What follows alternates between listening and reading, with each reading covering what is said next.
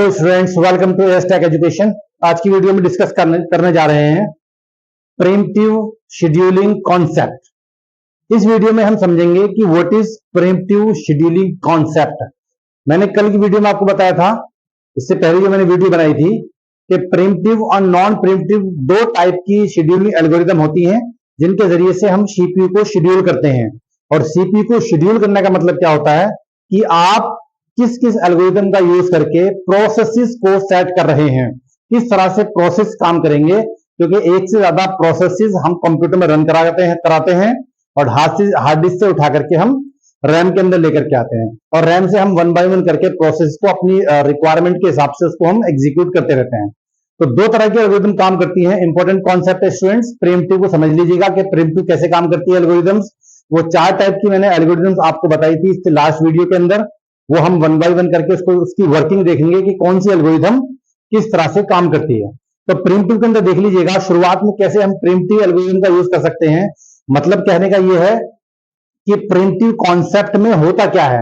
अब वो तो हम आगे एल्गो में समझेंगे कैसे कैसे होता है, लेकिन प्रीएम्प्टिव कॉन्सेप्ट को हम समझ लें कि प्रीएम्प्टिव कॉन्सेप्ट के अंदर वर्किंग का वे क्या होता है। तो देखिएगा डायग्राम के माध्यम से हम समझेंगे। यहां पे ध्यान से देखिएगा, एक नया प्रोसेस है, एक नए प्रोसेस को हम लेकर के आए कहां से, हार्ड डिस्क से उठा करके और हम रैम के अंदर लेकर के आए। कैसे आता है वो भी हम आगे सीखेंगे। शेड्यूलर्स के जरिए से आता है, जो हमारे शेड्यूलर लगे रहते हैं ऑपरेटिंग सिस्टम के पास, वो शेड्यूलर इनको लेकर के आते हैं। अभी हम क्योंकि कॉन्सेप्ट को समझ रहे हैं कि प्रीएम्प्टिव कॉन्सेप्ट क्या चीज है। देखिएगा नया प्रोसेस है, एक नया प्रोसेस आया हार्ड डिस्क से उठ के और सीधा रैम के अंदर चला गया। और रैम के अंदर मैंने आपको बताया था सबसे पहले वो कहां जाता है, यहां से आया नया प्रोसेस और ये रेडी क्यू है हमारी, रेडी क्यू के अंदर गया।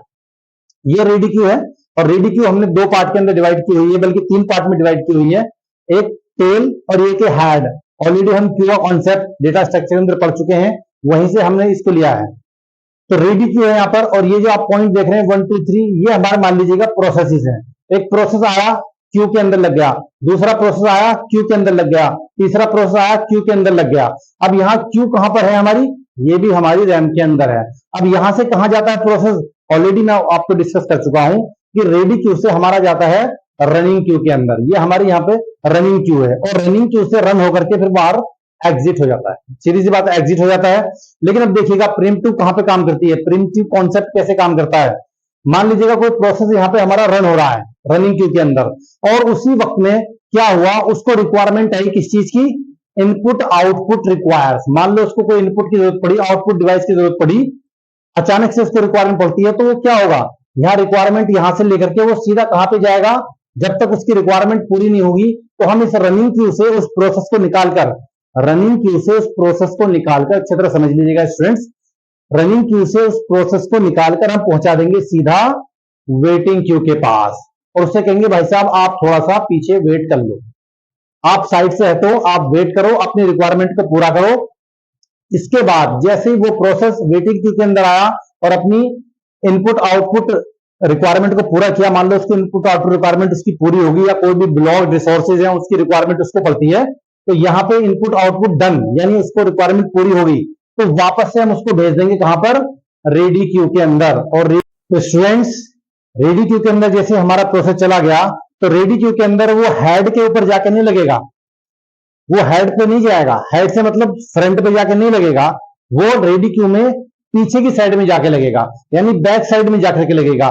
इससे पहले जो हमारा नेक्स्ट प्रोसेस होगा उसको हम रनिंग क्यू के अंदर भेज देंगे और वो प्रोसेस हमारा एग्जिट हो जाएगा, मतलब वो रन हो जाएगा तो एग्जिट हो जाएगा। मान लीजिएगा उस प्रोसेस को भी हमें रिक्वायरमेंट पड़ती है इनपुट आउटपुट की, तो उस प्रोसेस को भी हम क्या करेंगे, इनपुट आउटपुट के लिए हम वेटिंग लाइन में लगा देंगे, यानी वेटिंग क्यू के अंदर उसको भेज देंगे और जो नेक्स्ट प्रोसेस होगा उस प्रोसेस को हम आगे बढ़ा देंगे। इसका बेनिफिट ये हुआ कि हर एक प्रोसेस को रन होने का मौका मिल जाएगा। यानी इससे क्या होता है कि एक प्रोसेस की सीपीयू मोनोपोली नहीं होता है। मतलब ये है कि एक प्रोसेस सीपीयू को ज्यादा टाइम के लिए गेन नहीं कर सकता है, या जब तक वो रन नहीं होगा तब तक वो सीपीयू को एक्वायर नहीं कर सकता है। इसलिए हम हर एक प्रोसेस को टाइम स्लाइस में डिवाइड कर देते हैं। वो एल्गोरिथम से हम पढ़ेंगे किस तरह से हम करते हैं।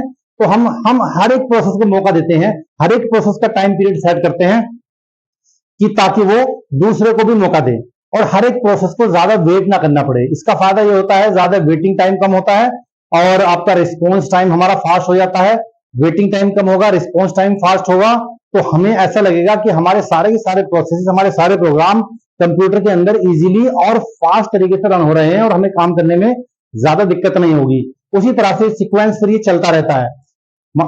ठीक है स्टूडेंट्स, तो उम्मीद करता हूं कि ये कॉन्सेप्ट आपकी समझ में आ रहा होगा जो मैं आपको समझा रहा हूं।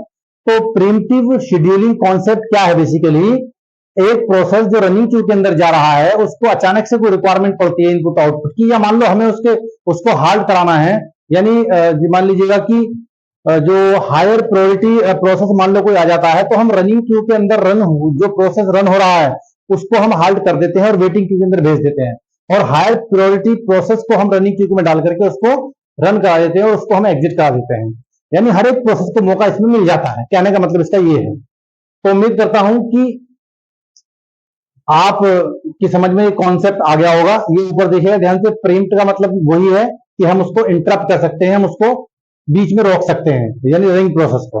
उम्मीद करता हूं कि ये कॉन्सेप्ट आपका समझ में आ गया होगा, और अगर ये आपकी समझ में आ गया है तो स्टूडेंट्स प्लीज वीडियो को शेयर कीजिएगा, लाइक कीजिएगा और चैनल को जरूर सब्सक्राइब कर लीजिएगा।